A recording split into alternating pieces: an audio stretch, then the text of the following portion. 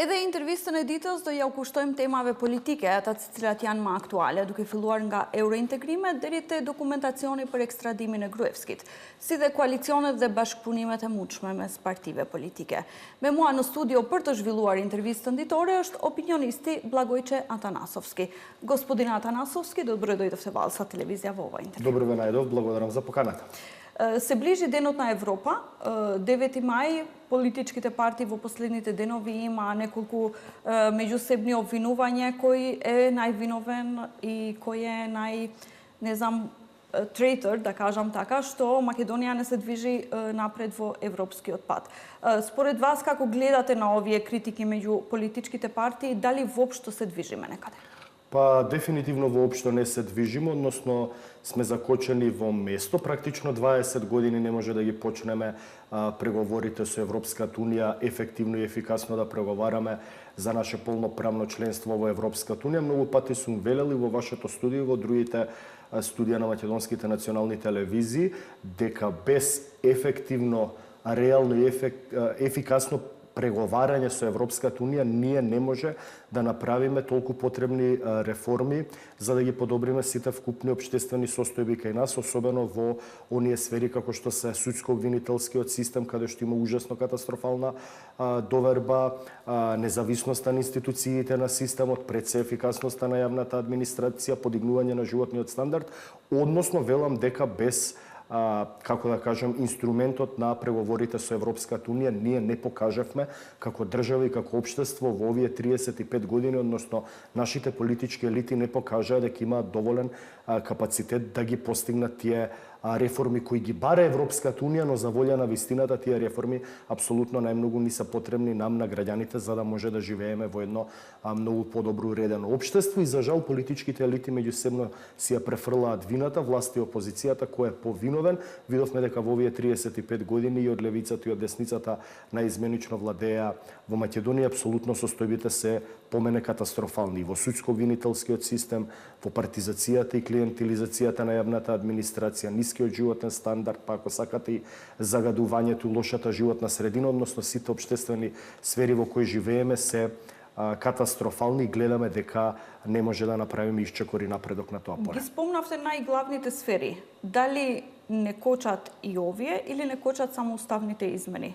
во овој момент? Па во овој момент уставните измени за внес на бугарите во македонскиот устав е еден вид на политички услов без кој не се може да се продолжи втората меѓувладина конференција и де факто отварање на првите преговори со Европската Унија. Тоа е еден вид на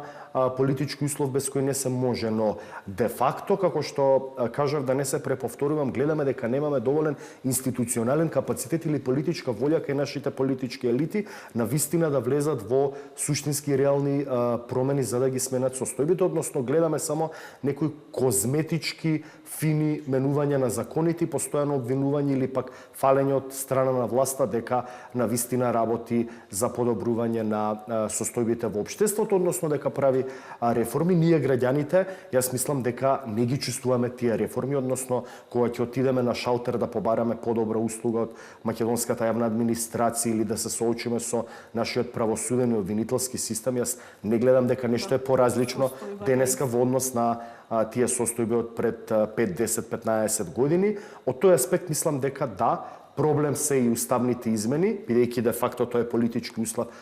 согласно францускиот предлог, но гледам дека и нашите политички елити апсолутно немаат капацитет да ги направат тие реформски процеси. До јуни имаме некаде 10 точки за исполнување од реформската агенда и една од тие точки е изборниот законник, кој премиерот пред неколку дена кажа дека нема да може да се исполни, бидејќи СДСМ ја напушти работната група за изборниот законник.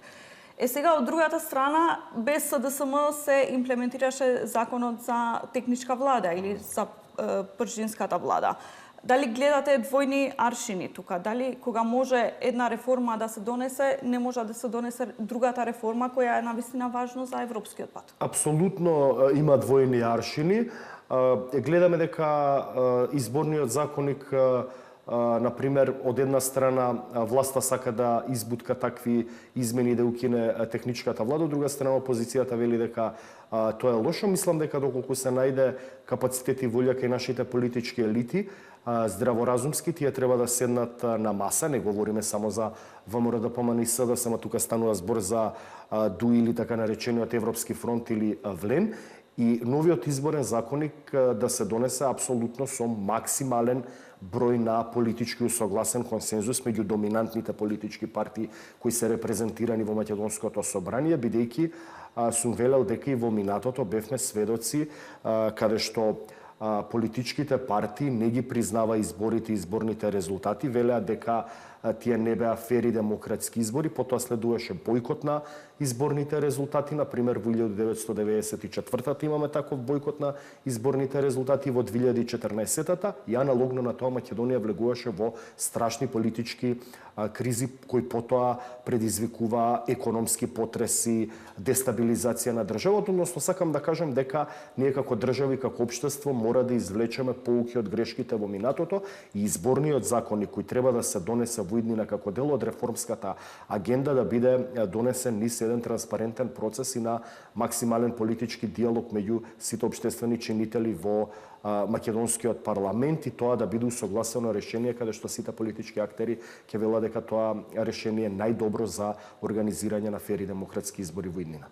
СДСМ го бойкотира работната група за изборниот законник, а се зборуваше и за можен бойкот на собранието. Тие кажуваат дека се уште нема таква одлука, меѓутоа како би влијаел тоа во собранието да не биде најголемата опозицијска партија? Па дефинитивно лошо ќе влијае, бидејќи како што кажав да не се преповторувам, во овие 35 години ние сме имале бойкот на собрание, непризнавање на институцијата собрание на Македонија, сме гледале дека тоа имало лошо влијание и врз политичкиот диалог, а сето тоа рефлектирало и врз општественото живење, дотолку повеќе што Македонија е членка на НАТО алијансата и е членка каде што нашите политички елити велат дека ги исполнили условите Македонија да ги почне преговорите со Европската унија, дека на патот кон Европската унија имаме ние само политичка пречка од билатерален спор со нашиот источен сосед, односно сакам да кажам не би било убаво за земја која вели дека е подготвена да ги почне преговорите со Европската унија, ние ретроградно да се враќаме назад кон предизвикување на политички кризи, односно непредставување на опозицијата во собранието, тоа се одлика на недемократски авторитарни режими или неконсолидирани демократии, за каде што верувам дека Македонија после 35 години на практикување на повеќе партиска демократија, тие така наречени детски болести треба да ги има надминато и преживеано и би било многу лошо доколку ние се вратиме назад во минатото и го практикуваме тој начин на блокада на собранието. И во време кога зборуваме и за неисполнување на најважните реформи во државата, од време на време се палат и меѓуетничките емоции. Особено сега кога ВМРО ДПМН пак е на власт, некако како да се врати историјата кај граѓаните и како да политичките партии другите да сакат да палат такви меѓуетнички односи. Дали мислите дека ова се уште е јака алатка во рацете на политичките партии? За жал е јака алатка. Гледаме дека Македонија после 35 години практикување на повеќе партиска демократија, за жал политичките елити не успеа да најдат модел и начин да изградат едно граѓанско општество, односно како што кажавте вие самата, е многу моќна алатка емоционално да се разгоруваат меѓу етничките страсти и едноставно да се провоцираат меѓу етнички тензии и проблеми. Јас апсолутно сум бил поборник за изградба на граѓанско општество, односно ние сите сме еднакви пред уставот и законите во нашата земјичка држава без разлика на нашата етничка, религиска, партиска или било која друга припадност, но и тука ќе кажам една, како да кажам, мала критика кон граѓаните кои дозволуваат се уште после 35 години практикување на повеќе партиска демократија да бидат подведувани од политичките елити и да, како да кажам,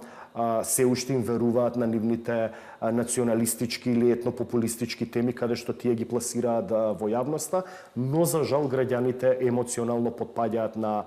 тие меѓуетнички теми без разлика условно кажано од која етничка заедница да станува збор, особено како што кажавте, тоа е иманентно за деснопопулистичките партии или понационалистичките партии кои ја користат таа реторика и тој начин на комуникација со јавноста и за жал како што кажав, се уште има плодна почва кај граѓаните се уште да бидат подложени на таква манипулација за придобивање на гласови врз база на форсирање на меѓуетнички проблеми. Например, да го земаме случајот со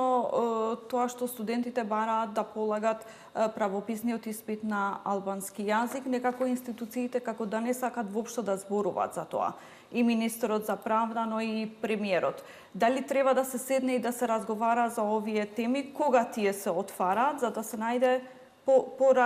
поразумно решение? Апсолутно треба да се седне да се разговара, не само за оваа тема, туку за сите теми, бидејќи разговорот е најцивилизиран и може начин на меѓусебен диалог на разрешување на проблемите или усогласување на различните ставови, особено во едно мултиетничко и мултиконфесионално општество како што е Македонија, како што кажав, да не се преповторувам, ние мора да го бараме моделот на изградба на едно надетничко или наднационално граѓанско мултиетничко општество, каде што ќе се почитуваат различностите на инаквите, бидејќи Македонија е еден вид на консоцијална демократија, каде што се усогласени правата на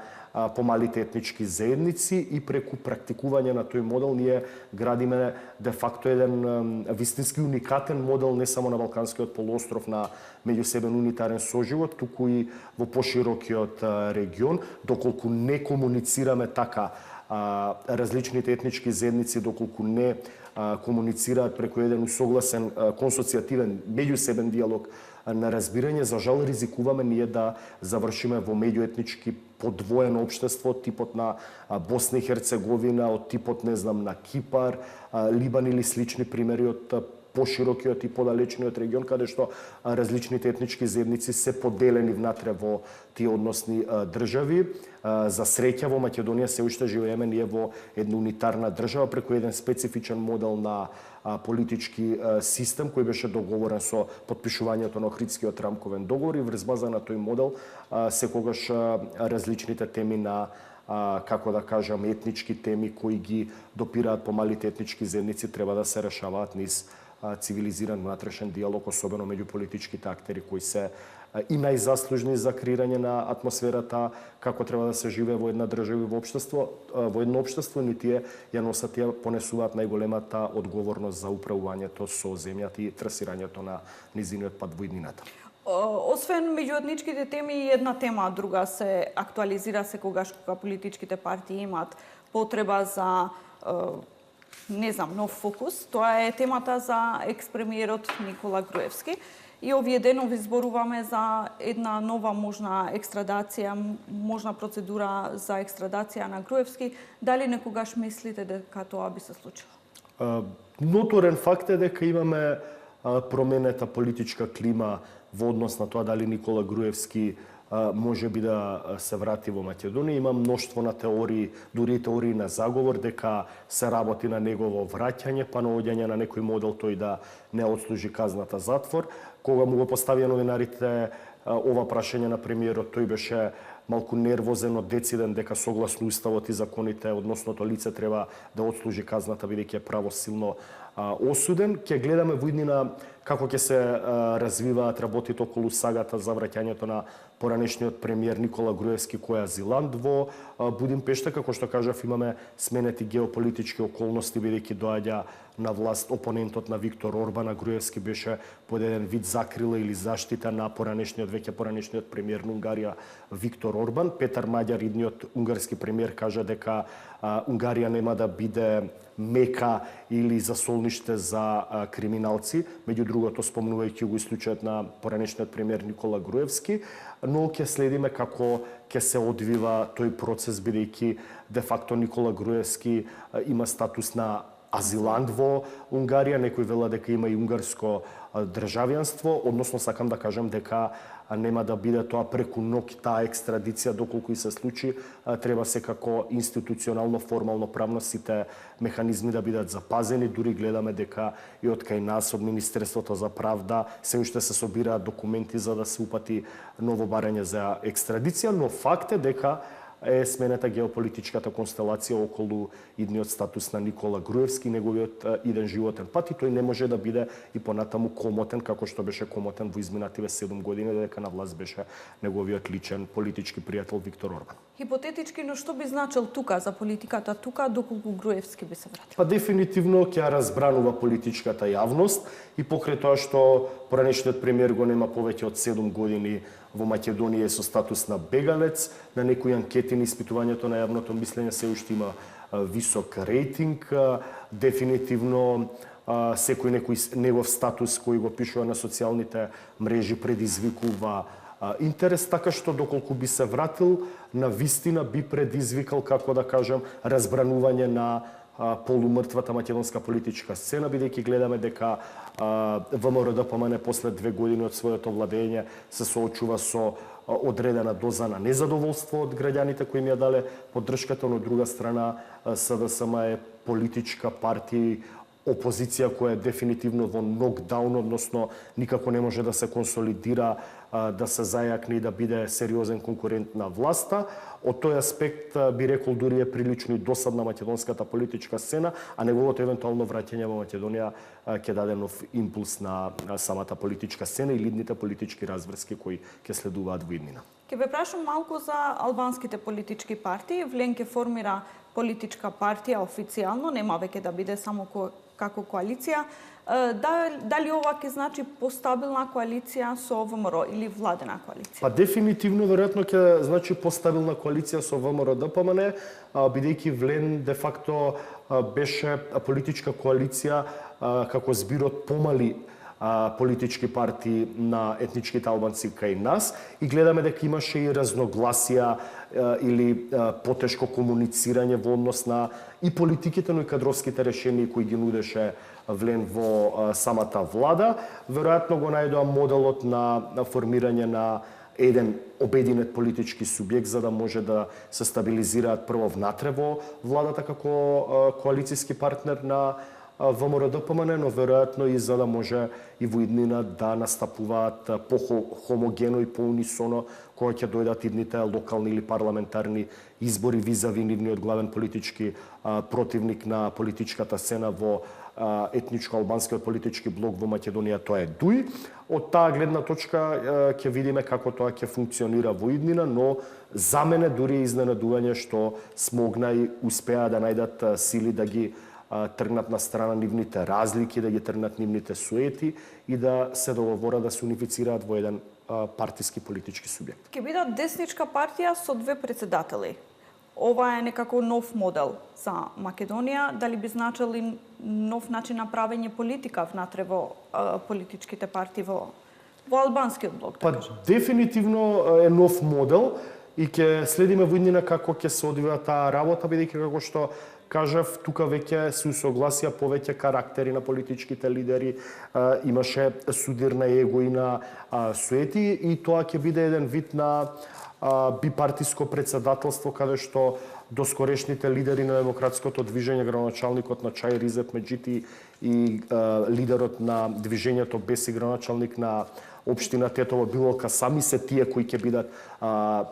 како да кажам, ударната политичка тупаница и најрепрезентативните лидери на идната политичка партија Влен, а останатите од политичките партии, деловите од Алијанса за албанците, Алтернатива и движењето Самоопределување ќе бидат во хиерархијата нели подолу од нив, но ќе видиме како ќе се согласат тие во иднина, дали ќе може да функционираат и да работат како унитарен стабилизирачки партиски елемент или можеби по некои нивни несогласувања ќе гледаме отцепување и формирање на нов субјект, бидејќи бевме сведоци дека во изминативе 5 до 10 години во етничко-албанскиот политички блок кај нас многу често настанува политички партии каде што имавме судир нели на представници од една политичка партија, така се случи Алијанса за албанците настана, така настана Алтернатива, од Беса се отцепи, потоа Алијанса за албанците видовме дека се раслои на 2 или 3 помали политички партии, односно гледаме многу интересен случај на Прво гледавме на разединување на политичките партии во етничко-албанскиот политички блок. За сега тие што се разединија да пробаат да направат концепт на унификација и создавање на еден единствен политички партиски субјект, но ќе видиме во иднина дали тој партиски субјект влен како политичка партија ќе го издржи тестот на времето и ќе продолжи да функционира така унисоно. Го заокружуваме тука интервјуто. Ви благодарам многу што бевте дел од нас. Благодарам на поканата.